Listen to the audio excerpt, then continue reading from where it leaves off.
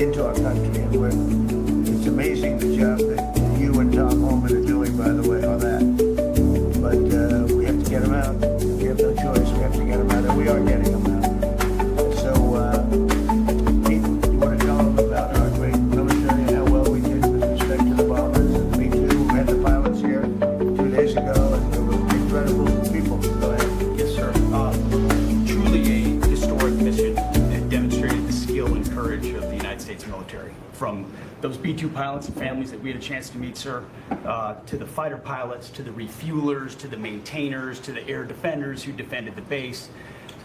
What was demonstrated on the world stage was American military might and capability. And it wasn't just Fordo. Guys, welcome to the show. Tony Katz. Good to be with you. The show's called Tony Katz today. Cabinet meeting's going on, so we're going to start right with it. This is Psycho from Asylum. Which are the best in the world, as the president pointed out. Glad you're here. Let's do a radio show. What America did there on that night, and everyone took notice of that.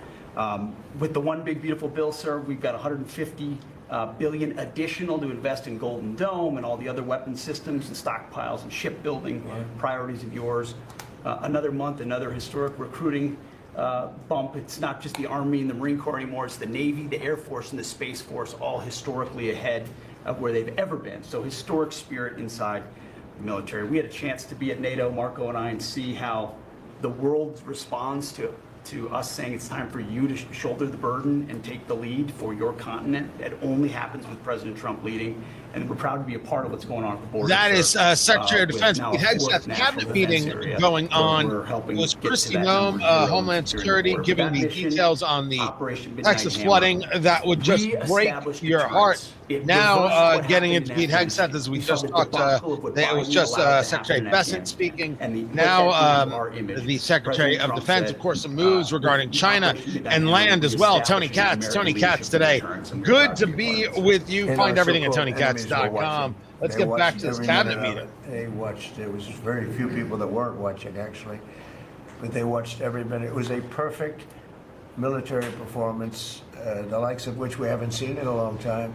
I mean, if you compare that to the same country, the hostages from years ago, Jimmy Carter, it was unfortunate for Jimmy Carter. He was a nice man, but with the helicopters going down, the sandstorms, the prisoners, they got captured, then the election and the prisoners and Reagan and all the problems. It was nothing but problems. And that was a failure. And ours was not only the pilots, I mean, those machines flew for 37 straight hours. They didn't stop. They went skedaddle. You know the word skedaddle? It means skedaddle. They dropped the bombs, and somebody said skedaddle. Skedaddle means skedaddle. Yes. And every bomb hit its mark, and hit it incredibly. And as you know, the Atomic Energy Commission said it's gone. That place is gone. We had a lot of fake reporting, mostly from CNN, where the scammer a writer for CNN, who should be fired, by the way. She was involved with the 51 fake intelligence agents, if you remember that. She did that story, created a story out of it. She created a story out of the laptop from hell, saying it came from Russia, but it actually came from Hunter Biden's bedroom, or worse. Just a scammer, and she's still at CNN, which is pretty amazing. But we'll ask you a question about her. But they came up with this concept that maybe the attack wasn't that good. Maybe and I saw it happen right after the attack. I saw this person on CNN. I like to watch the enemy. You learn from the enemy. And I watch, because you have to know where they're coming from. And I watched her say, Anderson, I'm hearing stories that maybe they didn't hit their target. Maybe it wasn't that good a hit. And hearing stories. The next day it was a little more, and the next day a little more. After 3-4 days, she was saying, I don't know. I don't think it was that. Except by that time, everybody knew it was hit perfectly.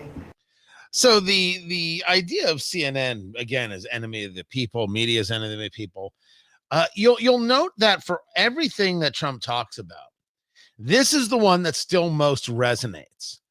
I didn't I say this the other day, or was this on my morning show, that Trump should stop saying if I had been president, the war between Russia and Ukraine wouldn't have happened, because it's not that I don't believe that to be the case. I do believe that it would not have happened. I believe you had a better chance of it not happening, I should say. I don't know if you could have completely stopped the Russians, but rather it has very little impact on what's happening today. What's happening today is Russia doesn't listen. You're now sending weapons to Ukraine.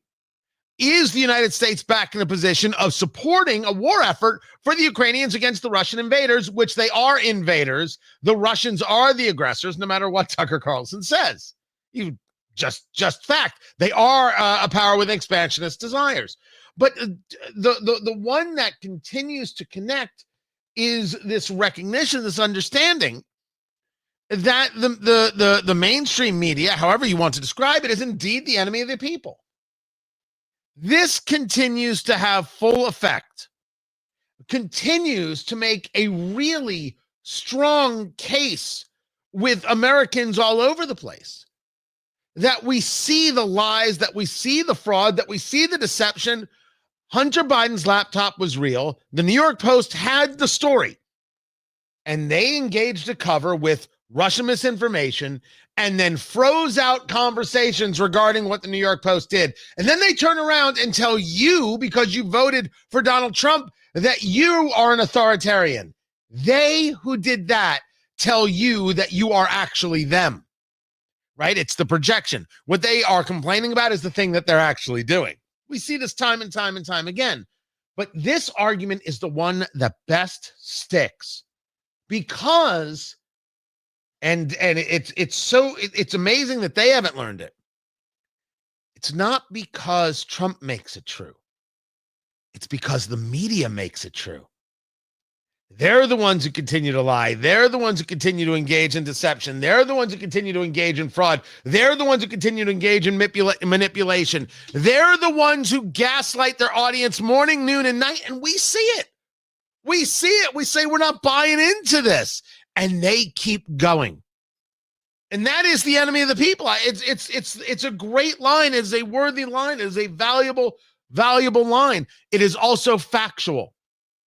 And so every time President Trump brings this up, whether it's talking about the idea of obliteration, he likes the term obliteration. How dare you not say that Isfahan and Fordow and Natanz, these Iranian nuclear facilities, weren't obliterated. He likes the word obliterated. He gets hung up on those things. But what he's really saying is, you, CNN, had absolutely no proof that we didn't hit our target. And you only want to diminish what it is the military did and what it is I'm doing as president because of your own personal animus and hate, and having nothing to do with actually being journalists. And so when he doesn't give on those things, as he doesn't, there's a reason and a rationale for it. And I get you. Sometimes it's super frustrating, because you're just tired of hearing it. When it comes to the media manipulating, the media lying, the media gaslighting, the media just as frauds, I think it works every time. And I think he should keep on that one more than anything else. So back to the cabinet meeting. Let's see what else they've got.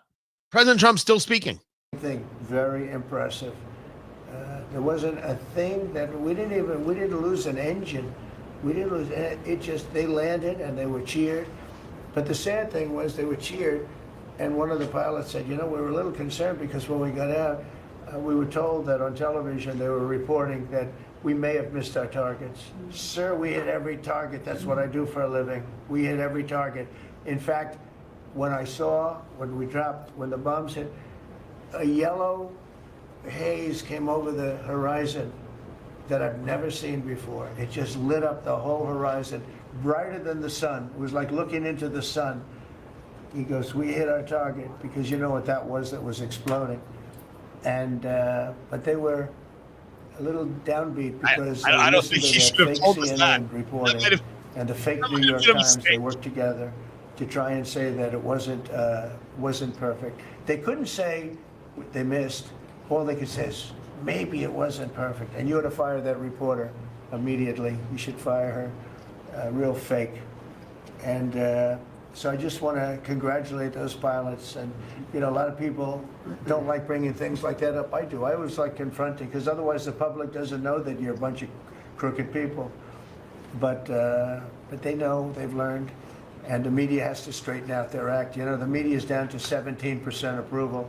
You got to do a little better than that. It's important for the country that you do better. I think they ought to make a lot of changes. I think changes are going to be made to the media, but it's hard to have a really successful country if you have a corrupt media, and we really have a corrupt media. And nobody really knows why. I mean, why would you want to have open borders and criminals pouring into our country? Why would you want to have men playing in women's sports, transgender for everyone? You know, you'll have to figure that out. But some of you don't. I mean, I'm looking at some people, they love the country, but I look at other people and they can't. But we're really proud of our military. It was, and the people that maybe don't like us or want to play games with us, because I think that had you not had the situation in Afghanistan, I don't think Putin would have gone in. I think when Putin looked at how stupid and incompetent Did I just say this? He said, wow, this might be a chance. This is exactly the conversation. You already have the winning conversation. Now, this is the moment where I'd like for him to move on to the other thing. But remember, most importantly, this cabinet meeting that the president is having. This is not the first cabinet meeting. This is the third, fourth cabinet meeting that he has had since becoming president. It's only July. And why does he have them? Because Joe Biden didn't. This is the difference. Here's a president who is in charge, and Joe Biden was a guy who didn't know where he was. These are the facts. If the president's going to start taking questions from the press, I'll get to that. We have a lot to get to. Keep it here. I'm Tony Katz. This is Tony Katz Today. I wasn't planning on leading with this, but when Trump comes on and there's a thing, I like to cover. I know other hosts, I don't think see it the way I do, but it's happening, and I think you got to share it. So let me bring it back. Let me get it back right here. We had with Iran and Israel a lot of hatred, a lot of years and years of hatred, centuries of hatred. People have never seen anything like it. So we wanted to be correct with all our facts. So, you know, what I was doing is just asking, it would be great if the media would be correct with their facts. That's all we asked for. So go ahead. So finish it up. Oh, yes. Just sort of turning back to Russia, if there's anything that you would signal about your displeasure with them. Well, look, I'm very unhappy with them. There's no reason for this. It's turned out to be tougher, but it's only tougher. And I will say the Ukrainians were brave, but we gave them the best equipment ever made. We gave them the anti-tank busters that knocked out tanks. I mean, you just aim them in the direction of the tank and the tank is gone. We gave them missiles, the latest and the greatest. They were able to shoot down a lot of things that would have normally wiped out. You know, probably would have been a very quick war. It would have been a war that lasted 3-4 days, but they had the benefit of unbelievable equipment. And Europe gave them to. We gave them far more because Biden shouldn't have done that. He should have equalized. We should have given him the same, or we should have given actually less than Europe. It affects Europe much more than us, but we're in there for over $300 billion. Europe's in there for over $100 billion, but still, Europe gave a lot. And I will say this, the Ukrainians, whether you think it's unfair that we gave all that money or not, they were very brave because somebody had to operate that stuff. And a lot of people I know wouldn't be operating it. They wouldn't have the courage to do it. So they fought very bravely. But we gave them the best equipment in the world. We make the best military equipment by far. There's nobody close. You look at other equipment from other countries, it's not even close. That's why everybody wants to buy our equipment. And that's why we're going to step up. We do make better contractors equipment now that make it, and they're brilliant, but they make it too slowly. And we have to step them up, Pete, and let them make it at a much higher rate. Unfortunately, we have to do that. But if you look at our Patriots, if you look at our Tomahawks, if you look at our, well, what we do with tanks is, you wouldn't want to be driving a tank. you would feel nice and secure. But they are javelins, they're called. And I gave them the javelins. Remember they said Trump Javelins gave are the not javelins and Obama gave them Did he sheets. say they were tanks? Maybe I heard him. Right? They called Obama at that time. Barack Hussein Obama, if you haven't heard, did a terrible job. But that was a war that should have never happened, and a lot of people are dying, and it should end. And I don't know, we get a lot of bullshit thrown at us by Putin. If you want to know the truth, he's very nice. Ooh, a little all the time, cursing. but it turns out to be meaningless. Do you want to sanction him? Lindsey Graham has a sanctions bill on Russia. Do you want him to move I'm ahead with looking that? at it. Yeah, no, I'm looking. The Senate is passing and passed. Come back to the radio show, guys. Yeah, I'm looking at Can it. you sign that? It's an optional bill. It's totally at my option. They passed it totally at my option and to terminate totally at my option. And I'm looking at it very strongly. Yesterday you said you want to see more weapons. Go ahead, please. The Council of Economic Advisors released a new report saying All right. that imported goods have actually decreased in price from December I know, it's not- through March. Well, my question is, the Fed chairman keeps saying that tariffs are going to cause price increases. Are the prices just not passed through yet? Yes, exactly. Are the You prices? do a better job. Thank you. Are the prices just not passed through yet? What's happening is everything's evening out. You know, when we charge, see what people don't understand, the other countries have been charged, almost every country charges us tariffs. We had deficits with everybody for years, for decades. And we were like this big monolith that made bad deals with everybody. We rebuilt South Korea and we stayed there. It's okay, we rebuilt it and we stayed there. The tariff conversation, E.J. Antoni from the Heritage Foundation, chief economist, is going to join me a little bit later to break this further down. The 25% tariff on Japan, the 25% tariff on South Korea, maybe tariffs on European nations into the 60, 70%, maybe just 50%. Oh, who the heck actually knows? What's great about that question is that Caitlin Collins started asking the question from CNN, and Trump just went right by her and went to this dude. Oh, the hatred is so real. Tony Katz today. There's a whole story that she bought a house on. Did she buy it in Martha's Vineyard? Did she buy it in Nantucket? She bought this multi-million-dollar house. So she is the one reporting from the White House. And then she's the one who's got her own show on CNN. Caitlin Collins is making millions. And sorry, nah, there's no there. There just isn't. There is, except for a conviction in self. There's no great storytelling. There is no great reporting. There is no great insightful questions. It's the seemingly the same stuff over and over again. The fact that she makes more money than I do, very, very distressing. There is a story about the one big beautiful bill, and I'm keeping an eye on the cabinet meeting that's taking place as the president's taking questions from the press assembled. The one big beautiful bill has run into a unique problem. And the unique problem is very much the standard everyday problem, which is the activist judge. There is an activist judge who has decided that the one big beautiful bill can't be put into what's the word I'm looking for? Operation. And it can't be put into operation because, well, it limits, if it not eliminates, the Medicaid funding for Planned Parenthood. So the Democrats went judge shopping. Who could we get to stop this piece of legislation? Not an executive order from President Trump, but a piece of legislation voted on by the House and the Senate and signed by the president. And they found in Judge Indira Talwani, an Obama appointee, issuing a temporary restraining order against the law, directing the Department of Health and Human Services to, quote, take all steps necessary to ensure that Medicaid funding continues to be dispersed. To whom? To Planned Parenthood.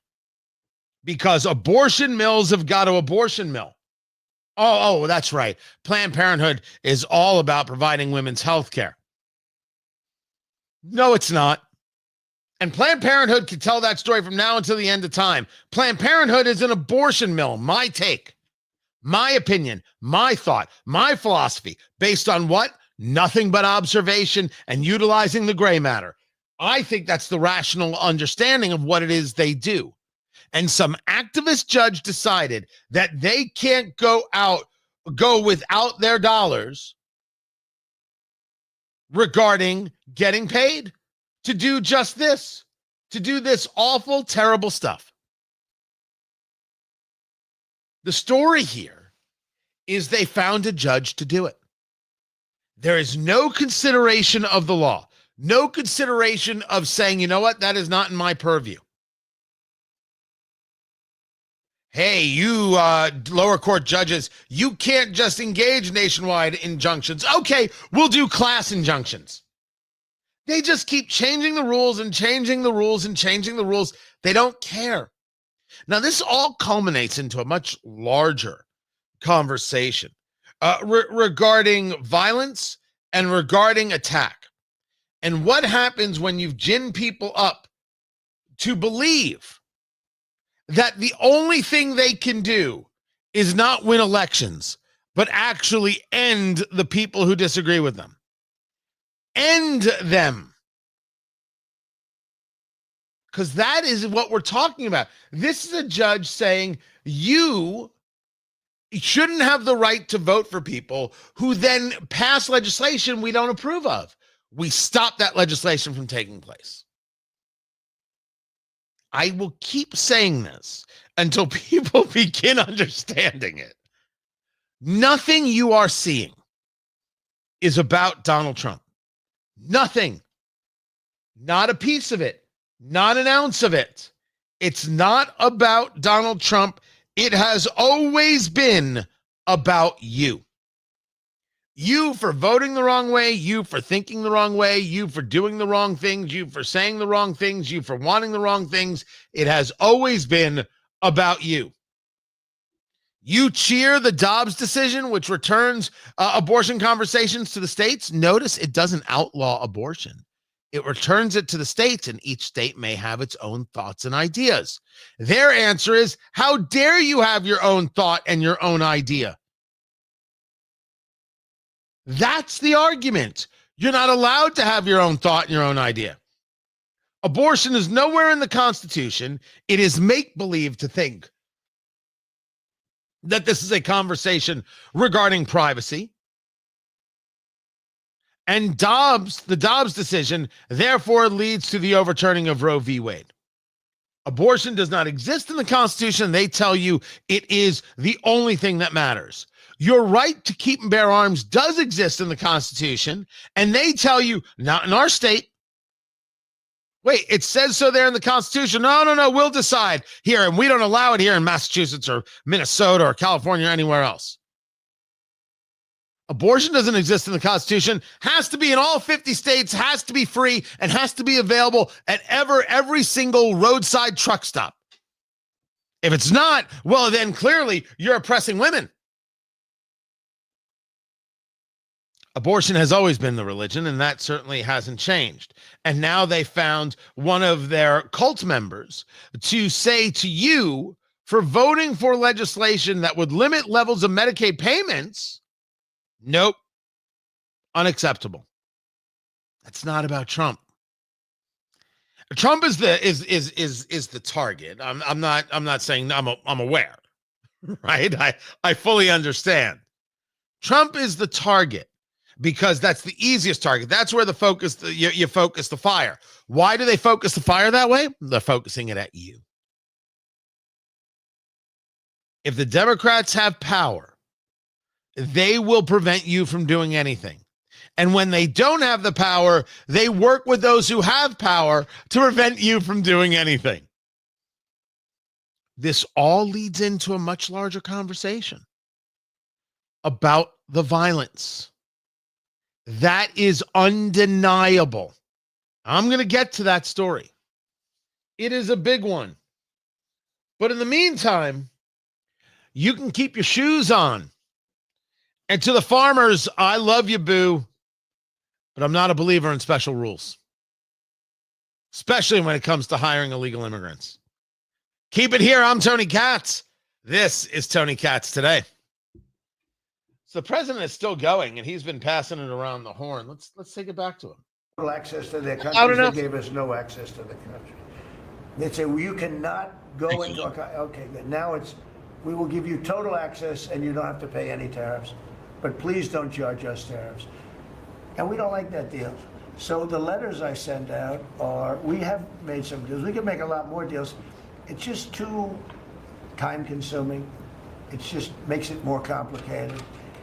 And we can do things over the years too. You know, we're not hard line, but it's about time the United States of America started collecting money from countries that were ripping us off and laughing behind our back at how stupid we were.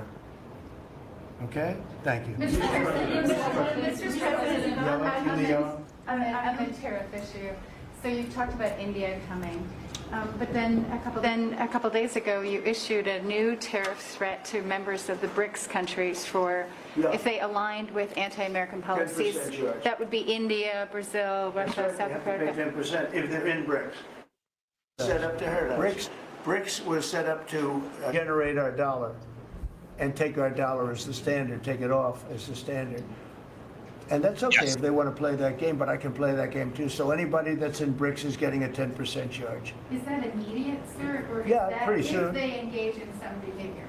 Well, if they're a member of BRICS, they're going to have to pay 10% tariff just for that one thing. And they won't be a member long. I thought BRICS was, you know, I said this about a year ago, and it largely broke up. But, you know, there are a couple that hang around, but I thought it largely broke up. BRICS is not. No, I don't think BRICS ever broke up. I don't think that ever happened or another country can take. That's what went down. And by the way, Mark, I appreciate it. Thank you. I'm a fan of the shirt. So this is some of the new gear. Went with it's like a mechanic shirt.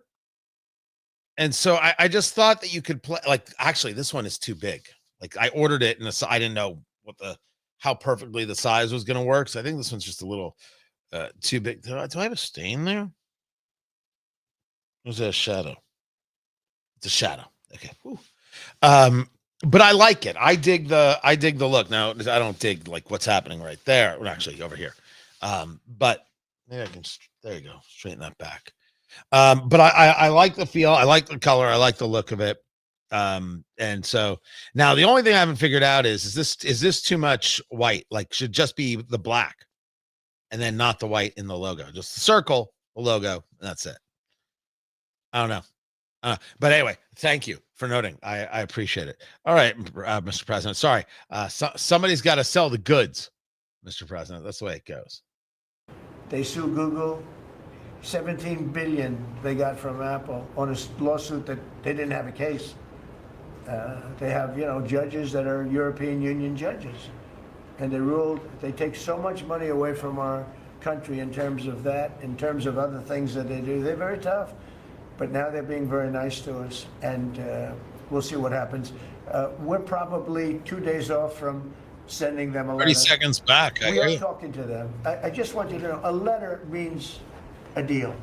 You know, a lot of people said, we got 200 countries. We can't meet with 200 countries. We have a few trusted people that know what they're doing, that are doing a good job, but you can't do it. You have to do it in a more general way, but it's a very good way. It's a better way. It's a more powerful way. And we sent them a letter. You read the letter. I think it was well crafted. And mostly it's just a little number. Coming back to the radio show, we go a little bit of this. 35%. We have some at 60, 70. Those are ones with massive, you know, where we have massive trade deficits because they've treated us very badly. But I would say in every case, I'm treating them better than they treated us over the years. Don't you agree with that? I do. I could have done much. I could have been much harsher. I don't want to do that. We want to have relationships, but in every case, they treated us far worse than I'm treating them. I'm treating them very good. I could go higher with the tariffs, but I don't want to hurt them. That's why when you just read it, you come up with the number. It's so incredible that prices are actually going down. Just so you know, when I got in, everyone said, oh, Eggs are going through the roof. That was the first. I was in for about 4 days, and they started screaming at me about eggs. I said, that's Biden's problem. I didn't know about eggs. But eggs went up about 5 times. You did a fantastic job. And we ended up shortly getting, in fact, for Easter, they said, go out and buy plastic eggs. You can't use real eggs. Well, we bought 200,000 eggs for the White House for the Easter egg hunt that we have at the White House, and there were eggs. We had the price down, and now the price is lower than it was before. We did a good job with eggs, but we did a good job with groceries. Our prices are down in this country.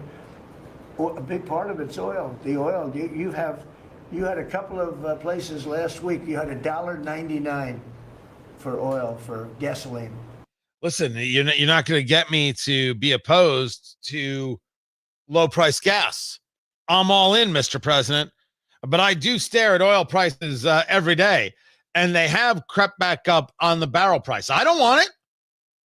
More drilling, more focus, that would be fantastic.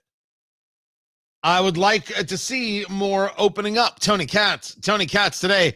Good to be with you. Find everything at TonyKatz.com. That's the cabinet meeting. That's been going on for almost an hour. And I mean, he's going around the horn. He's got Doug Burgum speaking right now. And again, for Americans, this is energy like prices. hundreds of billions of dollars that stay in their pockets because we lower the price of gas at the pump. But when we lower the price of energy, it lowers the price of food. It lowers the price of the clothes you wear. It's the biggest thing. It's the biggest. So again, showing the country he's in charge, showing the country that there's a team gathered together to do the work, showing an absolute competency on a great number of issues. Everything that Joe Biden could not do, did not do, would not do. Oh, did I say could not do? Could not do. Trump does this. Trump absolutely makes this show for a purpose. And I would advise all presidents to do exactly this. Because not only does he have the cabinet meeting like this in public, of course they meet privately as well, but he takes the questions one after another after another. Does he like the sound of his own voice? Maybe, but who cares? At least you're getting information. That's what matters, which is going to get us into the entire Jeffrey Epstein client list thing, which I will just say it for the sake of clarity. That I think I've always been good to Dan Bongino, and I would argue that Dan Bongino has always been very, very kind to me. Nice guy. Appreciate him. I have only met Kash Patel once in my life when I did an interview. I have never met Pam Bondi.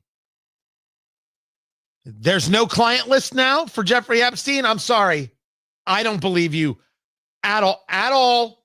Not a second. I don't believe any part of it. Of course, there's a client list. No, there's no incriminating client list. Well, show me the non-incriminating client list. Wait a second. There's nothing to see here, even though Pam Bondi, the attorney general, said she had everything on her desk and ready to go. I'm sorry. I don't believe you. I do not have a single conspiratorial bone in my body. It doesn't exist. And I don't believe the three of them.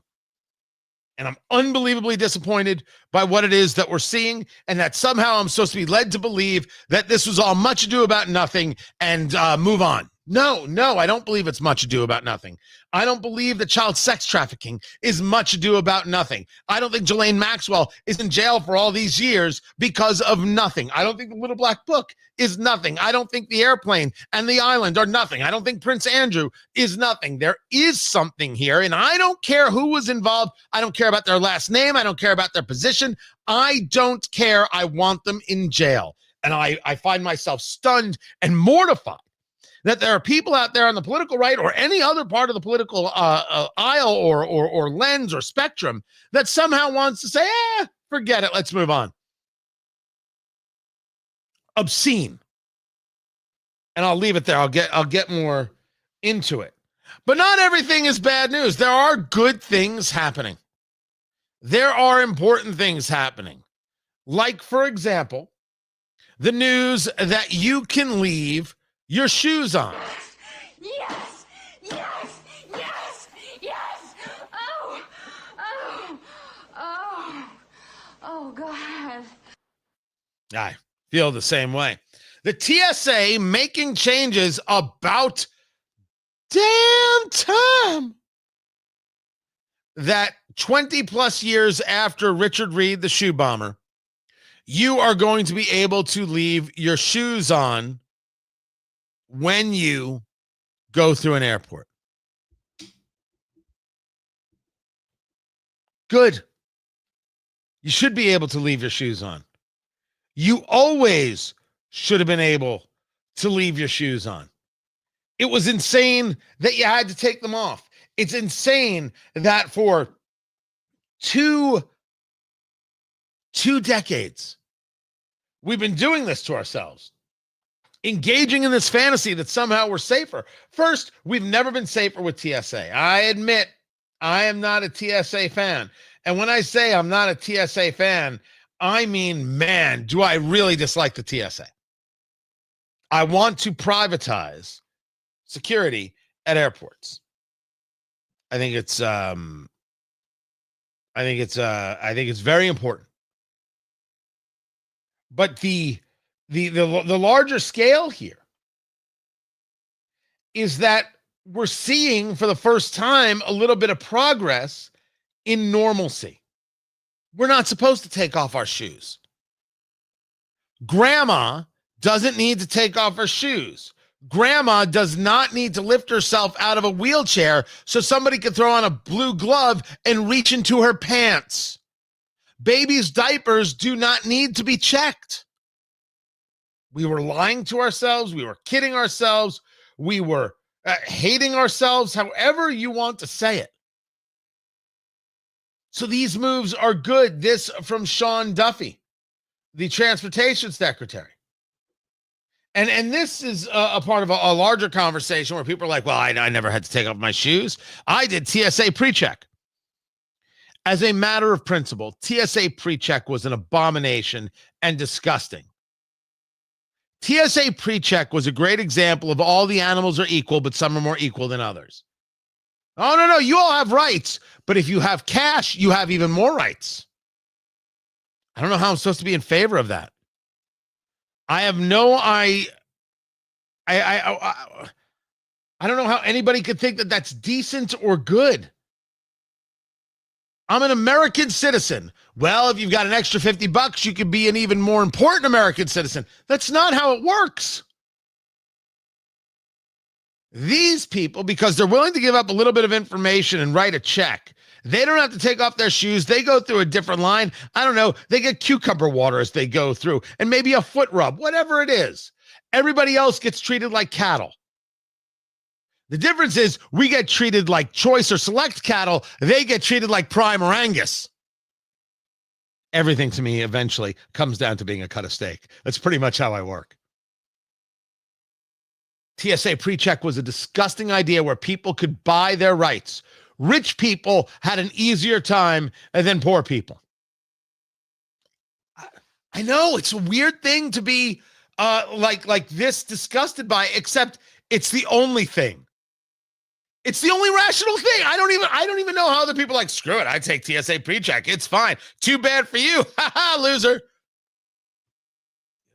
The elitism, the snobbery, and that we could allow it as a society, just beyond belief. But this is happening.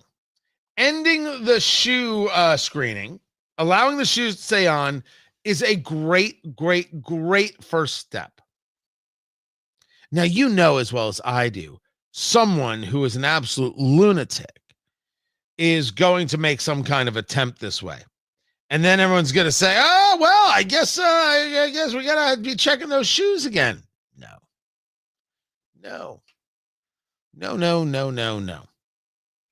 Better that we be free people, and better that we have security that can more capture what it is that's going on. We have a lot of technology, and I'm not saying we shouldn't use it. I'm saying that we shouldn't abuse the people. That's always the case. We shouldn't be abusing the people. But I'll leave that there. There was a story about farmers I wanted to get to, and I will, but man, President Trump is still going. He's still taking questions. In Minnesota, they thought was so beautiful. By the I way, haven't he's seen been it in a long cursing. time. He's So driving along Landon, the road. producer Oh Landon. my! I'll use the word Bring her the gosh. dump. Oh my gosh! He said, oh. He said it looked like a junkyard. You had 159 windmills. They were all over the place. Some were old, some were newer, different companies, different shapes, different sizes, different colors. Many of them were terminated. Terminated meaning closed. You can't take them down because the environmentalists don't let you bury the blades because they're made out of a fiber they say is bad for the earth. So they want you to put them up, but they don't let you take them down. But many of them were turned off. He said it looked like a junkyard. Go to Palm Springs, California, and take a look at that pile of junk. And you go into a wealthy neighborhood. Before you get there, you have to ride through hundreds of windmills that are, most of them are turned off. They're rotting, they're rusting, they're 30 years old, 20 years old. I love this conversation. And I love this conversation from the president because this conversation is in direct contradiction to a story that came out at Politico that I'm going to get into. There is this belief amongst Democrats, Politico wrote this story, that the Democratic Party is retreating from climate change, retreating from the green movement. No part of that is true. So remind me to share what it is the president was just talking about here, about these windmills and this giant junk, and how that connects to this story about the Democratic Party and climate change. I will have that coming up. Keep it right here. I'm Tony Katz. This is Tony Katz Today.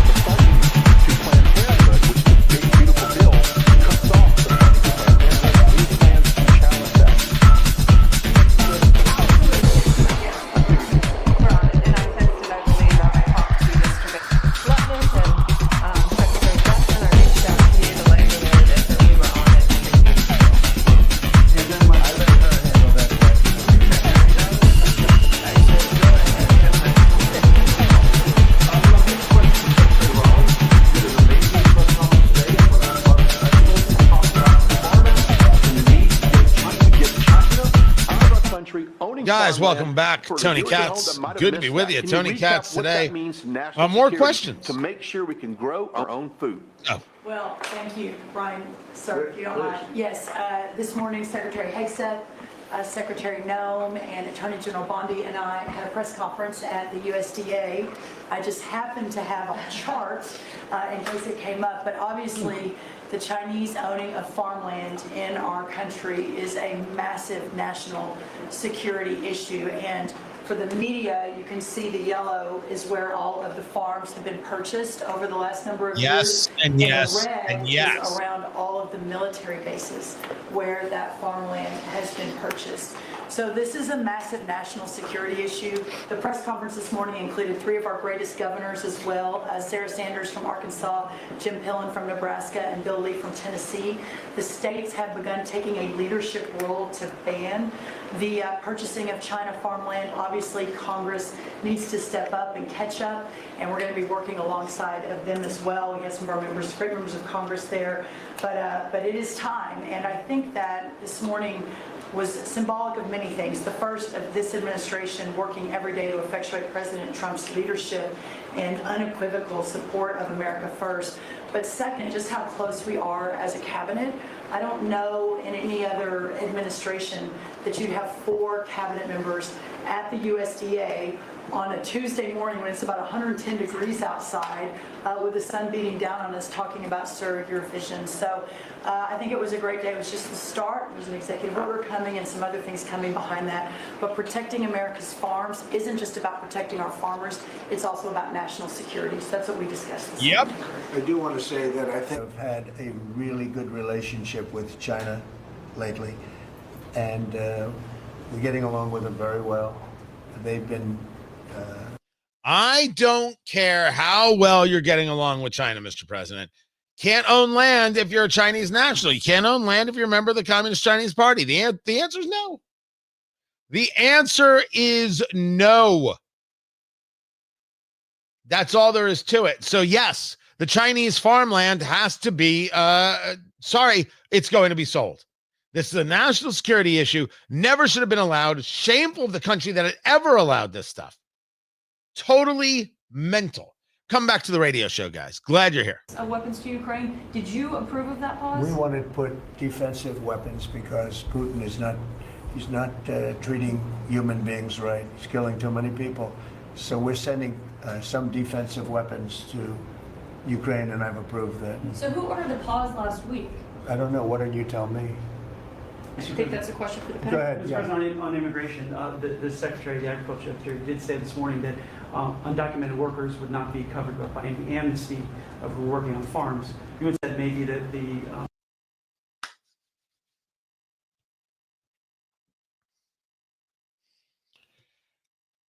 Cabinet meeting is still going on, and a discussion of Chinese-owned farmland, which I will get into.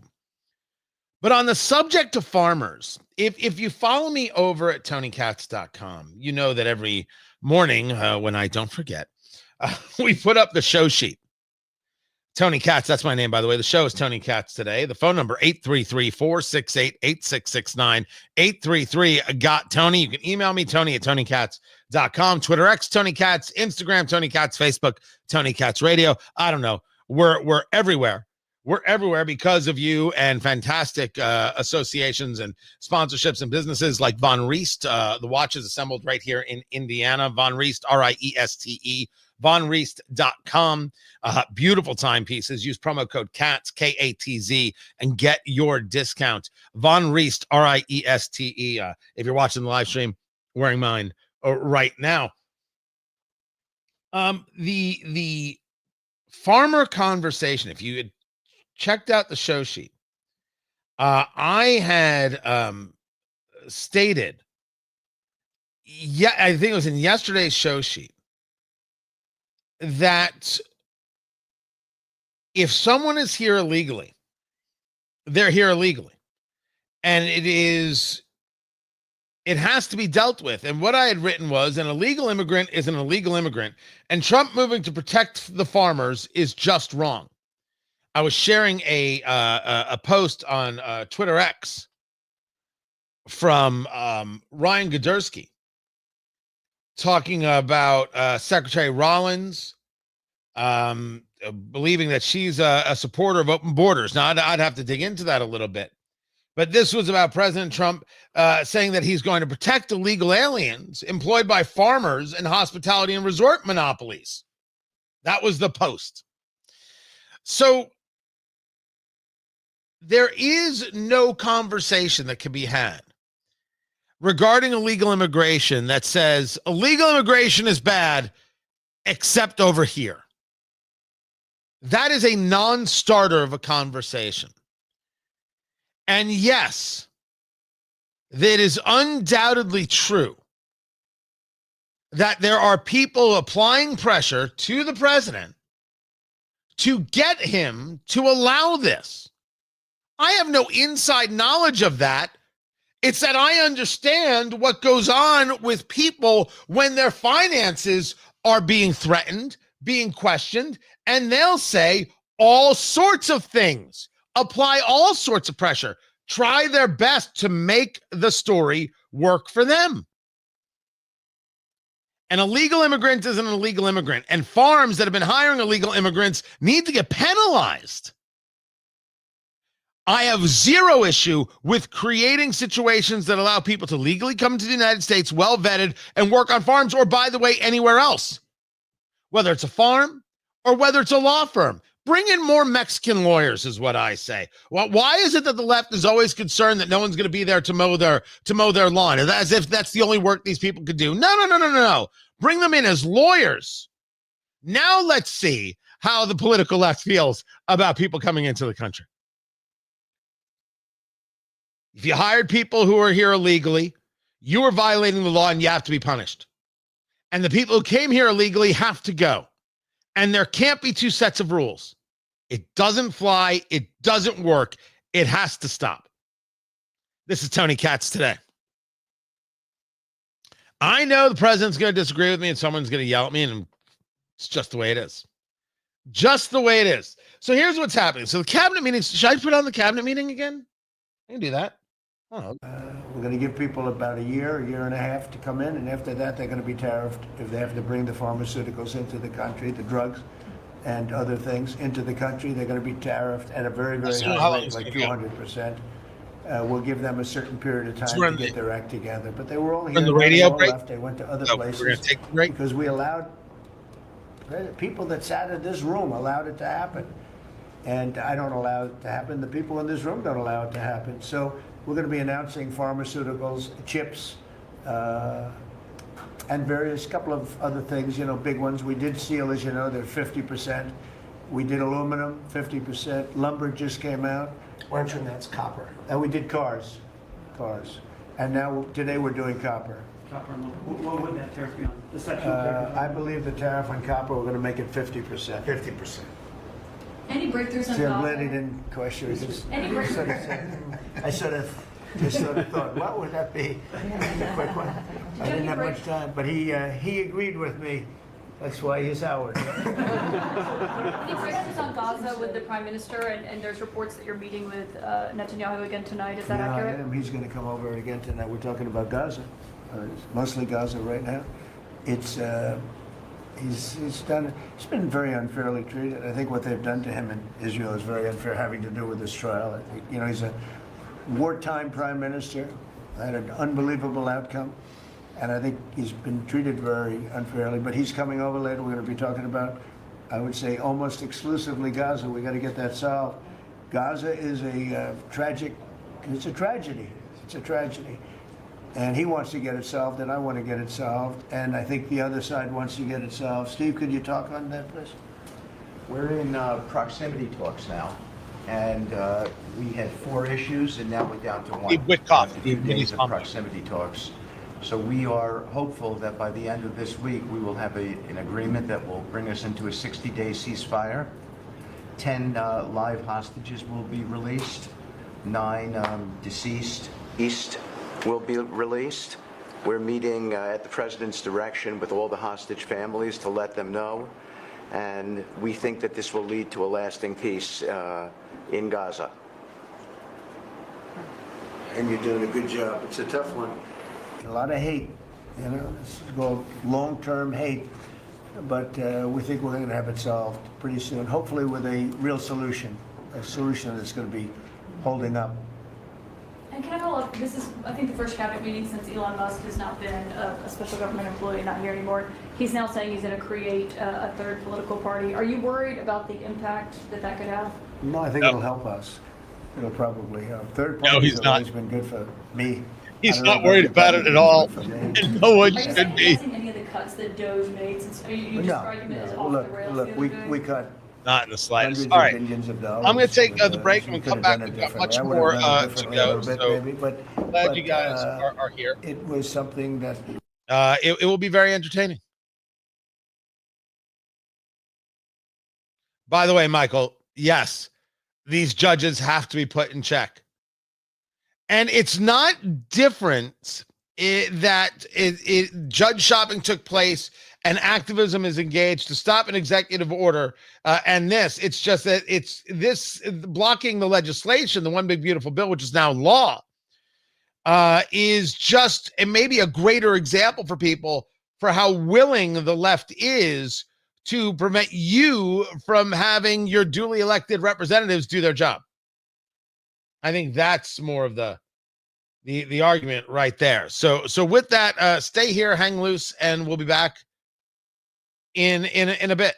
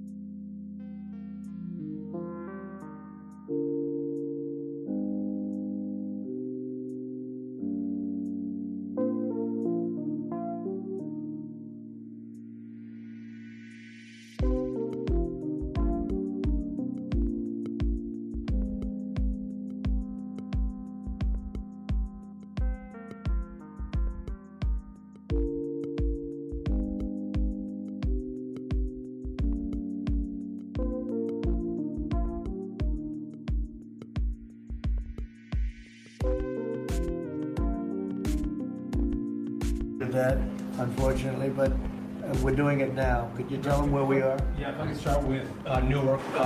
You guys all covered what happened in Newark. We had outages for a couple of 30-second outages a couple months ago. We have, in 2 months, Mr. President, it's historic speed laid new fiber lines for communication and tested those in the next month. So those new lines for the Philly Tracon that controls the Newark airspace, they're up and running. Lightning fast speed. June was the most on-time June ever in the history of Newark for air travel. So that's going incredibly well. By the way, we shouldn't have dealt with this because Joe Biden and Pete Buttigieg had moved the center from New York to Philadelphia. They didn't test the lines. They didn't do the work, which is what brought us all these problems. But in the big beautiful bill, we got $12.5 billion. This is a historic investment in air traffic control. And so what the money is going to allow us to do is move from This is a good conversation all over the country. So new copper lines. We think we can do that in a year and a half to 2 years. We have radar that dates back to the 1950s, some of it from the 60s and 70s. We get brand new radar across the country as well. We have some infrastructure money to build TRACONs and centers, the en route centers that control the traffic across the country. So this is a massive new start to rebuild air traffic control. And again, it's dilapidated. Americans think that their government takes care of them and it makes the investments that are necessary to make the country work. And for 30, 40 years, the investments were made. And so under your leadership and direction, we are making those investments. And per your direction, right now we are interviewing what we could call a general contractor or an integrator. One company to manage. It's a massive project. The FAA is not qualified to manage this kind of a project. So we are now going through the process of finding who that one company will be to manage the whole project. We'll interview those companies together and make that selection. So we'll write one big beautiful check to one beautiful company that'll be responsible for this this whole build. But that is Sean Duffy, the transportation secretary, who I'm telling you has been incredibly impressive. And I don't think people are discussing enough his political star rising. I mean, it's a long way. Was he Real World or was he Road Rules at MTV? I don't remember which one it was. But Congress and Fox and now Transportation Secretary and being very clear that the issues at the airport in Newark getting well under control, back in hand, the most on-time June in the history of Newark Airport, and how poorly Joe Biden and then Transportation Secretary Pete Buttigieg did in managing issues and in dealing with these complex systems. Tony Katz today. Good to be with you. This is all the cabinet meeting that's taking place. Still going on. It's been more than an hour. And going around the horn, you heard from Lori Chavez DeRemer. You heard from Pam Bondi. You heard from Brooke Rollins, the agriculture secretary. That was just Sean Duffy. Just right around the horn. Let people answer questions, give their reports. Now, often I find these reports too laudatory because of you, Mr. President, because of what you told us, Mr. President, and because the way you did it, Mr. President. Just that's me. That's just the report, please. That is it. But this stuff is extremely important because we get to watch it happen. We get to see the answers. He's taking questions from Caitlin Collins. No fear, just boom, bring it on. What's next? What else you got? It is solid stuff, and I will get back to some of it, like the conversation about China. But there was it started with this piece from Pramila Jayapal. Pramila Jayapal is a congresswoman from Washington State, and she is the leader of the Progressive Caucus. And she had made some of the most statements regarding the obfuscation taking place and the attacks on ICE agents, stopping them from doing their job. Some of the most inspiring things have been when people encircle courtrooms and refuse to allow ICE agents in. There are all kinds of nonviolent resistance tactics that we have to use. Nonviolent? I don't think that's how you describe a lot of what's happening. Blocking traffic, attacking ICE officers, and that's just the members of Congress. I don't think nonviolent is the way this could be described. But of course, these people lie. They lie over and over and again and again and again and again. And they keep lying. And we're going to get into this as we talk about the National Weather Service and these floods. But I had taken that story, and I then saw a story from Politico, which I said, this is not true. This is flat out false. It was a story from Politico that says Democrats are retreating on climate change. It was very weird. Very, very weird headline. Democrats retreat on climate. It's one of the more disappointing turnabouts. Since when has the left somehow retreated on the conversation of climate change? And the story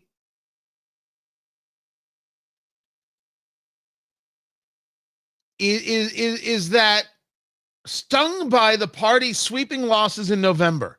This is how it reads. And desperate to win back working class voters, the Democratic Party is in retreat on climate change. Nowhere is that retrenchment more jarring than in the nation's most populous state, meaning California, a long-time bastion of progressive politics on the environment. In the past 2 weeks alone, writes Politico, California Democrats have retrenched on environmental reviews for construction projects, a cap on oil industry profits, and clean fuel mandates. Now, this is the same California that isn't going to let the Palisades rebuild. If you lost your house to the fire in the Palisades, you have no shot of rebuilding that house. Permits are not going out. Not a chance. But never mind that. Let's go back to the statement being made. Democrats are retreating on climate change? That's not true at all. Hold on. Just you, me, Barstool, having a cigar, drinking a bourbon, just observation. Has anything said to you that the political left has decided that they no longer believe in the cult of climate change? Absolutely nothing has changed in this regard. As a matter of fact, here we have the flooding that took place, and blaming climate change was one of the things they did, even though flooding takes place in this area, in Kirk County, Texas, with the Guadalupe River. And lives have been lost there before. They immediately went to climate change. If there was a hurricane today, they'd be screaming climate change. The Democratic Party hasn't retreated from this at all. What a weird thing to say. What an odd thing to say. It's not a retreat.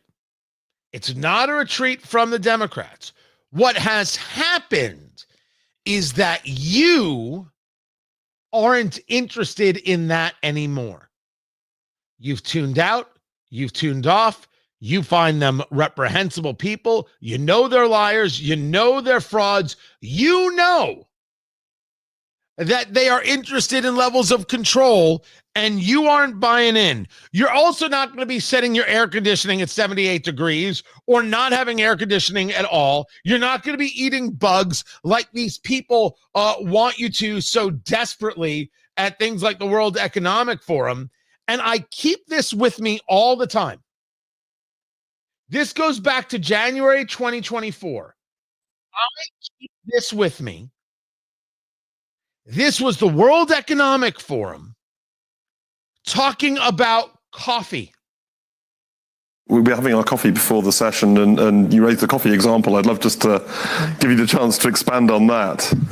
Basically, the coffee that we all drink emits between 15 and 20 tons of CO2 per ton of coffee. So we should all know that this is, every time we drink coffee, we are basically putting CO2 into the atmosphere. One of the reasons is because most of the coffee plantation, or most of the coffee is produced through monoculture, and monoculture is also affected by climate change. The quality of these nature assets is deteriorating quite rapidly. Don't drink coffee, says the political left. Don't drink coffee, says the elitist. And what Americans have said, I'll speak regarding Americans, not others, is, no, we like coffee. No, we're going to keep drinking coffee. And we're not setting the air conditioning at 78 when it's 99 degrees out. We're setting it at 72. 69. Nice. Whatever the case may be. We're not listening to this. We're done with this. You know, I go back to the conversation President Trump was having about windmills earlier during the cabinet meeting, and these windmills, and nobody likes them and nobody wants them, and they're terrible and they're awful and they get in the way and they kill birds, and you can't even you can't even take them down because, as he was discussing it, the blades are made of fibers that can't be buried. I didn't know that. I would double check that. The windmills are ridiculous. They're nonsensical. Never mind, they make the view very, very ugly. The left has not been in retreat.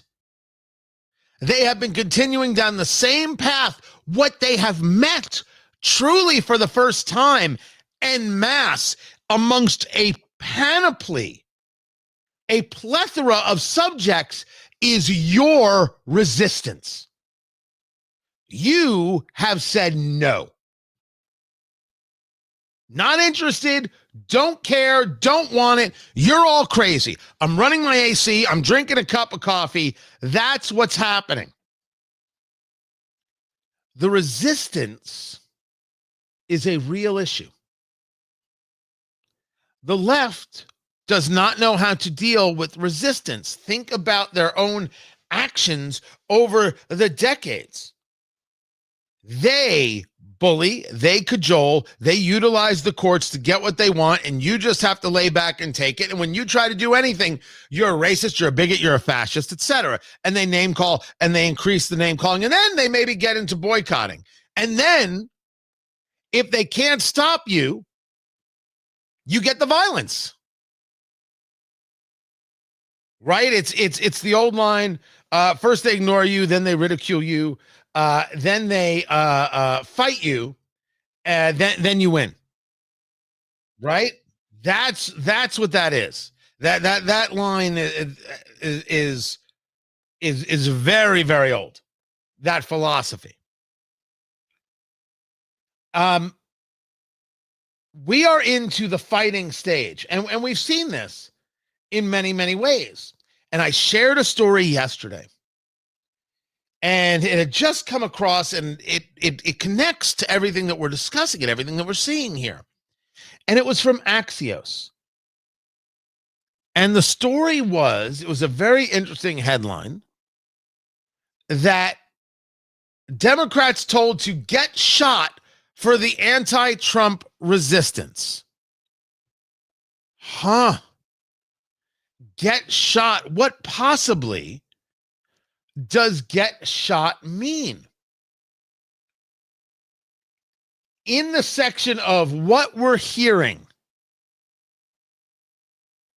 the grassroots wants more.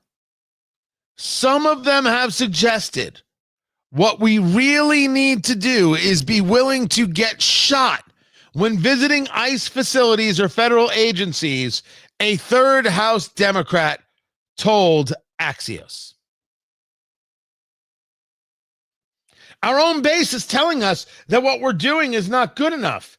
There needs to be blood to grab the attention of the press and the public. Another House Democrat said constituents have told them, quote, civility isn't working and to prepare for violence to fight to protect our democracy. First thing that you might be asking is, what civility are they talking about? When they told us that Trump was a fascist or a Nazi, when they said Republicans were fascists or Nazis, when they said moms were domestic terrorists for going to school board meetings, or when they shot at Donald Trump and killed firefighters in Butler, Pennsylvania. What civility are we actually referring to here?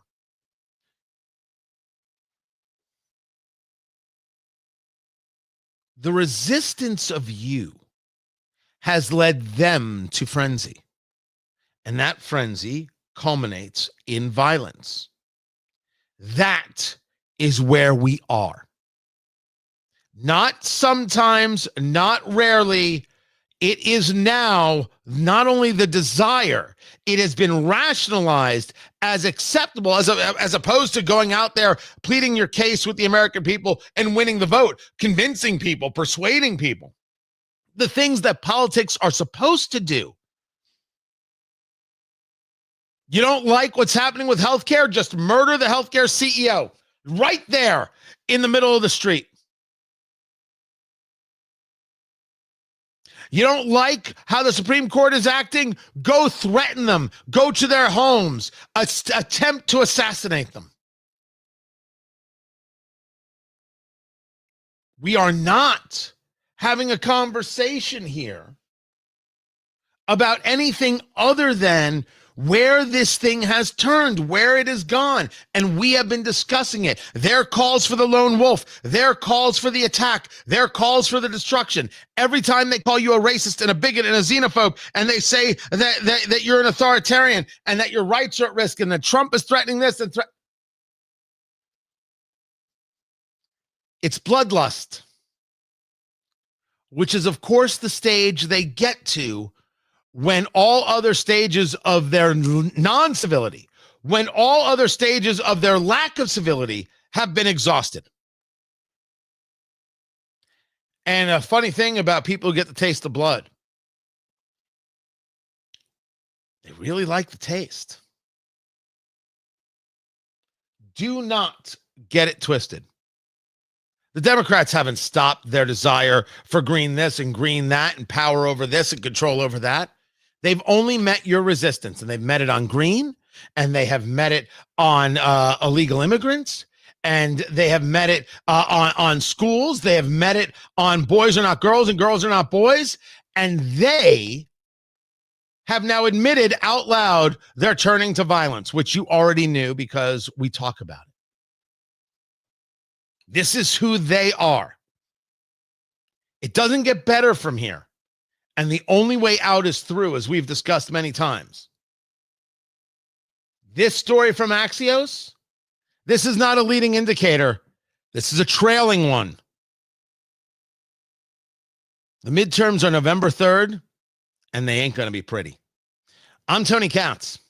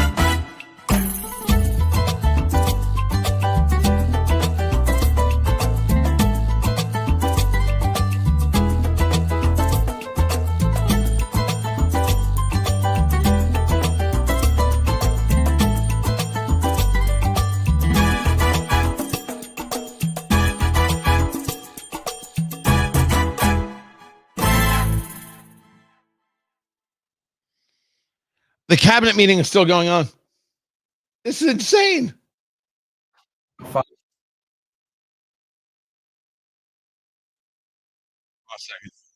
Rwanda, a 12-day war that ended with an American operation that we're the only country in the world that could have done. Hopefully, pretty soon, a peace deal between Azerbaijan and Armenia. The entire Middle East and the infrastructure of it has the potential now to change because of Syria and Lebanon, and it hasn't even been 6 months.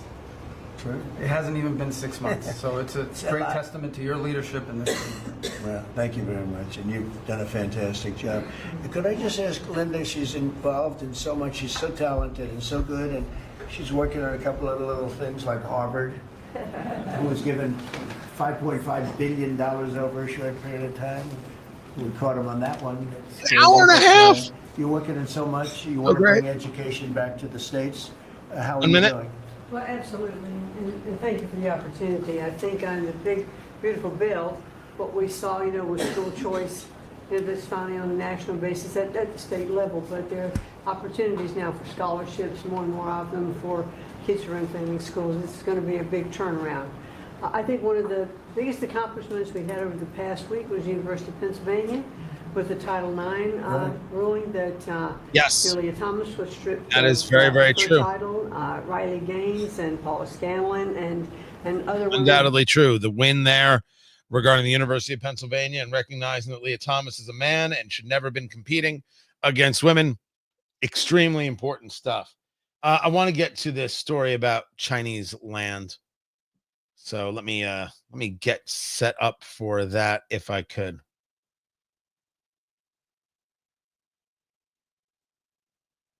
My second question.